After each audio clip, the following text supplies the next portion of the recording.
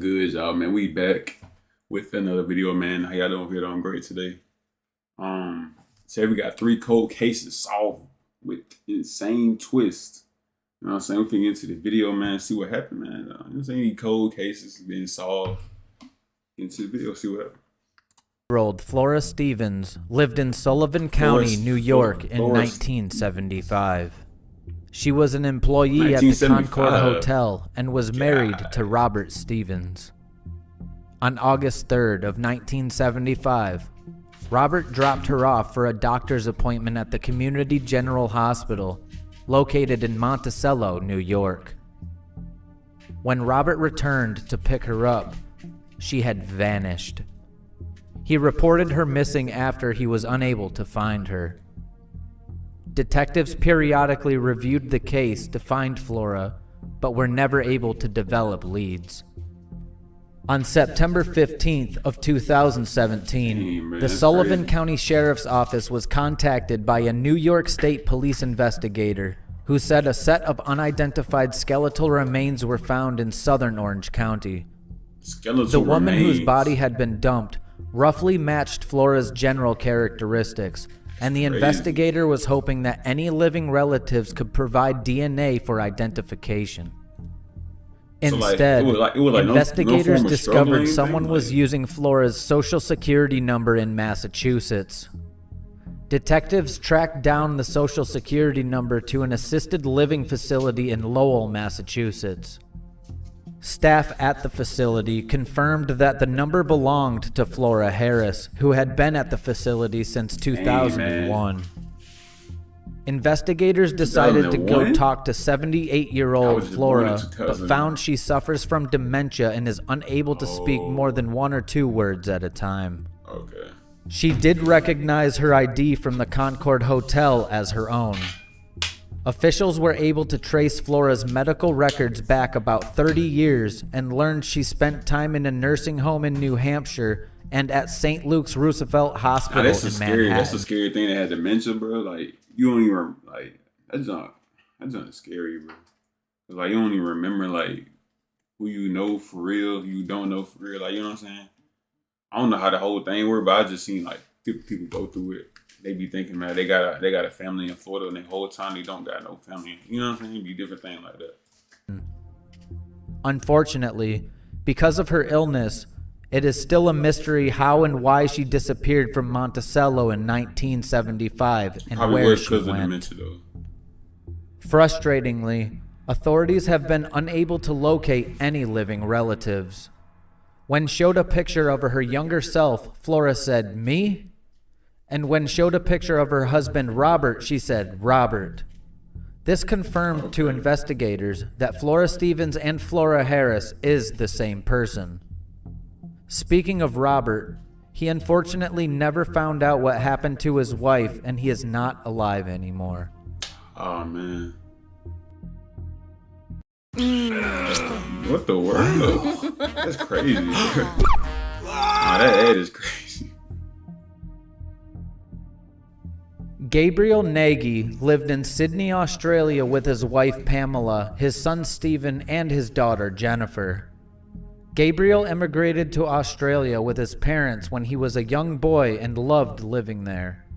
He was a devoted father and had a family that respected him and could not imagine anything ever getting between them.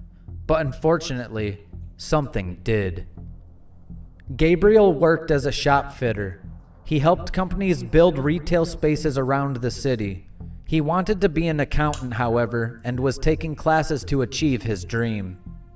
On January 21st of 1987, Gabriel went into the city to run some errands. He called his wife Pamela to tell her that he would be home for lunch.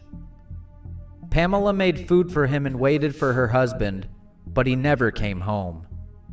She waited until she received a call that changed her life forever.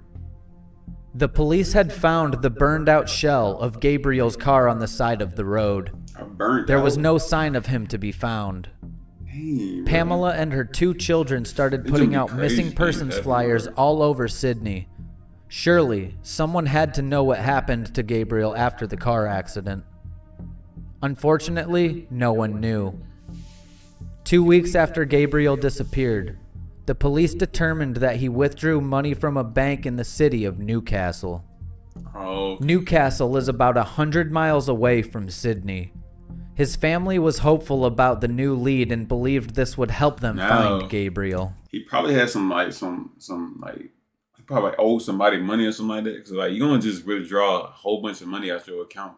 I'm not saying anything like that. So he probably owed somebody some money. The lead turned into a dead end, however, and the case went cold for 2 more decades. There was a senior constable by the name of Georgia Robinson. She promised herself that she would solve this case. In her last attempt at finding Gabriel, she did just that in 2012. She looked through some files when she came across something interesting. The Medicare system in Australia showed documents that a person named Gabriel Nagy recently underwent eye surgery. The records also showed that the man went by another name, Ron Saunders. Constable Robinson called this man. That's him right there, ain't it? He told her that the last 2 decades of his life was fuzzy, to say the least. He spent most of his time homeless, just wandering from city to city. That was until a pastor by the name of Barry Hayo came across Gabriel. The pastor gave Gabriel... So he was alive the whole time? He just, I guess he just didn't know his way back. You know what I'm saying? That's crazy. ...a job at the church as a caretaker. Or is he...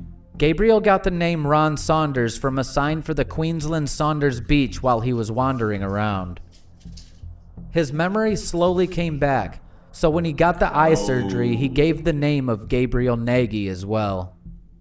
Robinson flew to where Gabriel was currently living and showed him pictures of his family. More and more of his memory started to come back. The car accident Gabriel was in left him with a serious head injury. He then fell into a fugue state which led him to forget everything about his life. Dang, that's crazy. Gabriel described the situation as unreal. That's crazy. He still didn't fully remember his family. Like, imagine he you vowed to keep in touch, but he couldn't bring himself to move back in with his family. Who you are, like, you know what I'm saying? This is a photograph of Pamela and their daughter Jennifer with the photo album they showed Gabriel. And here's a picture of Gabriel and Jennifer when they first saw each other again in 2012. Dang, man, that's crazy. The thing is, bro, like, you gotta, like, really, like, sit down with him and just tell him everything he did, because he not gonna know. He gonna think you a complete stranger, like, you know what I'm saying? It's crazy, man. Carlina Renee White was born on July 16th of 1987 in New York City to parents Joy White and Carl Tyson. On August 4th, 1987, when Carlina was 19 days old, her parents took her to the hospital since she had a fever. A woman that was dressed as a nurse had comforted the parents at the hospital, but was in fact not a hospital employee. Her name is Ann Petway. Petway came up with the idea to pretend to be a nurse at the hospital so that she could abduct a baby. She had a series of miscarriages and came... Wait, how does even happen though? Like, how you even sneak in the hospital as a nurse? Like, you not... That's crazy, bro. Like, I thought you got to show your name badge and they got to check if you in the system before you even get the chance to go upstairs or go up the elevators. That's crazy, bro. Just to steal a baby, though? Came to the realization that she could not conceive. At 2:30 a.m. in the morning, after Carlina's parents brought her to the hospital, Petway removed Carlina's IV line and abducted her. The hospital had video surveillance, but at the time it was not working. Thus, the only description of the woman came from Joy White and Carl Tyson. A guard said that a woman matching the description left the hospital at 3:30 a.m. and that no infant was visible, but the baby could have been covered up. The abduction of Carlina White became known as the very first known infant abduction from a New York hospital. Carlina was raised as Nedra Natty Nance by Petway in Bridgeport, Connecticut. This was about 45 miles from where her parents lived. And the thing is, this might happen like more often than we think, bro. You know what I'm saying? you never know, because like stuff might go unheard or go unseen. You know what I'm saying? And you just live your life. You living with the wrong people the whole time. You thinking that, you feel me? That's your mom and dad. That's really not your family. That's crazy. Attended Thomas Hooker School and graduated from Warren Harding High School. Petway and Carlina later moved to Atlanta, Georgia. Carlina did grow suspicious in her teens that Petway was not her biological mother because she was not able to provide a birth certificate. In 2005, Carlina was pregnant. She asked Petway to give her the birth certificate so that she could apply for health insurance. Petway then obtained a forged Connecticut birth certificate. That's crazy, When bro. Carlina attempted to she done live her whole the life officials thinking told her that it was mom. a forged document. Boy, no way, man. When confronted by Carlina, Petway finally confessed that she was not her biological mother. Petway did not tell the entire truth, however. She told Carlina that she had been abandoned by a drug addict. When Carlina was 23 years old, she used websites such as the National Center for Missing and Exploited Children. There, she found images of the kidnapped Carlina White that resembled infant photos of herself as Nedra and those of her daughter, Simani. Carlina decided to call the center's hotline and was able to get into contact with her birth family. In January of 2011, if I'm on birth family, bro, I'm highly upset. You gotta give me at least 200,000, bro, for me to just not even sue you, do anything to you. You know what I'm saying? Stuff like that, bro. 11. DNA tests confirmed that she was the missing Carlina White. After the confirmation that Nedra Nance was really Carlina White, the Federal Bureau of Investigation began a search for Ann Petway. Petway turned herself into the FBI office at Bridgeport on the morning of January 23rd of 2011. Petway confessed and told federal investigators that she kidnapped Carlina after enduring several miscarriages because of the stress over whether she would ever be able to be a parent. On July 30th of 2012, 50-year-old Ann Petway was sentenced to 12 years in prison. The judge said that she was selfish and inflicted a parent's worst nightmare on a couple. You feel me, bro? Petway served her sentence in the Fed. Imagine you at the hospital, bro, and you think you finna get your baby back. Like, they be like, we can't find your baby. What? Hold on, bro. Run that by me real quick. You feel me? Like, that junk is crazy, bro. That shit. Federal Correctional Institution, Aliceville in Alabama, until she was released on April 14th of 2021.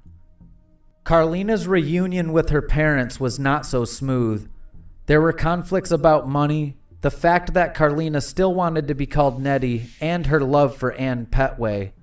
But with the last public updates, it does fortunately seem like Carlina made peace with her parents and they are all on good terms. But how can you?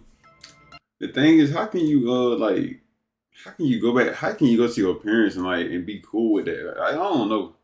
It'll be weird though, cause your whole life you ain't never met these people. You think they strangers the whole time, bro. Like, I don't know how. I guess you got to be in that position to know what you would do. But I don't know, bro. Hopefully, y'all like video, man. This is crazy, and yeah, man. That might happen more often than we think. People, babies getting took. Hopefully, y'all like the video, man. See y'all tomorrow, bro.